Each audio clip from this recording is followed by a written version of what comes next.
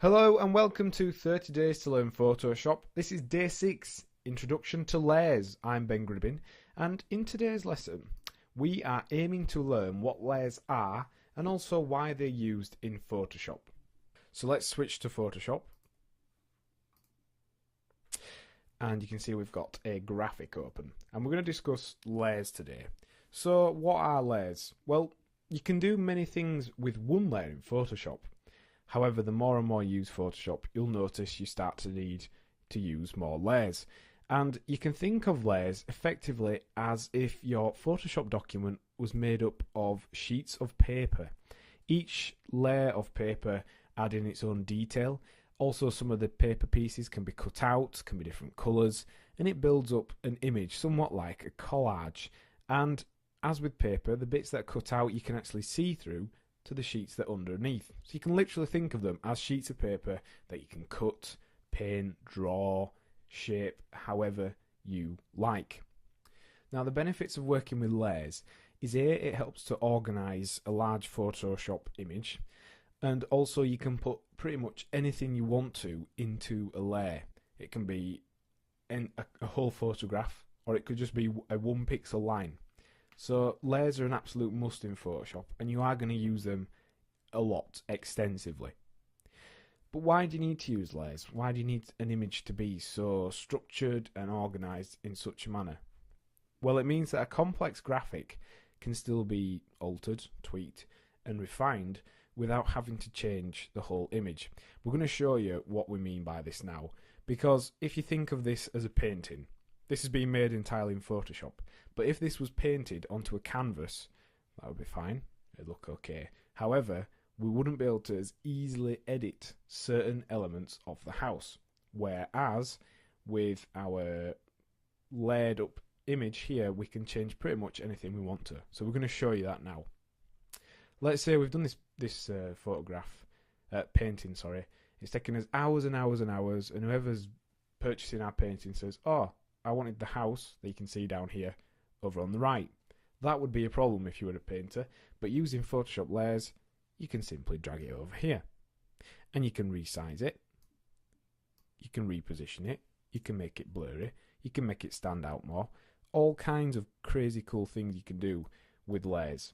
So they are used to literally organise and split up complex images, and also to create these really detailed images. Let's have a look at how this image is actually created then, because it is literally just Photoshop layers. It's very simple Photoshop work, is something like this. If we take it back to the very first layer, if we just do a mass invisibility on all of them, you can see we've got a sky layer, and we've actually named this layer, which is good practice. We've then got a light, which is the clouds, and we have some shadows on the clouds, and we've also got some highlights. Now, all of these are in their own layers. Layers can be used to change the colour, so we could actually change the clouds to more grey in them. We could completely change the colour of the clouds if we wanted. We can add gradients to them. We can do all kinds of things using layers, so that's why they're so important. Then we went and added a sun. We created a hill using the pen tool. We added a foreground. We added some hill shading. We added some cloud highlights, some hillside shadow. Then the house, which we've just moved.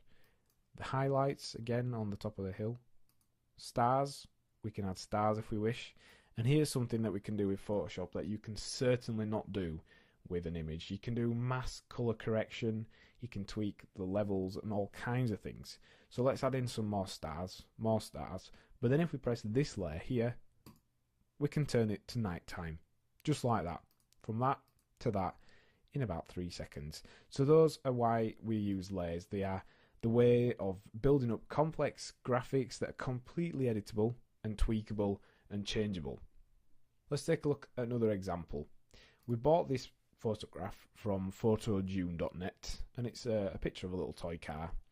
And what we did was we used the lasso tool, as we've talked about in the toolbar walkthrough, to just very quickly draw around this image, and we included the reflection as well. Selected that image, and then we were able to do this. Copy it 4 times, resize it. We can change the colours, And then also, all of these cars are on their very own layer. So for example, this car at the bottom's actually got some layers applied over the wheels to make the wheels stand out more than this car has. We've also changed the colour, obviously. But we can literally drag these cars around, move them around. We didn't do a very good job of cutting out the car, but if we would spend more time, we could cut the car right down to its exact shape. We could actually overlay the cars. For example, if we were to do something like that. If this car didn't have this white border here, we could stack the cars up. We can do all kinds of things, duplication, editing images, all from just this very simple graphic. So let's go back to our landscape picture. This is how a layers panel will look in the sidebar panel when you start to get more layers in. You get a scroll bar on the right and you're able to flick through all these different layers. Now to select a layer, to edit it, all you need to do is just click on it and that then chooses that layer. So that's something that you will need to remember.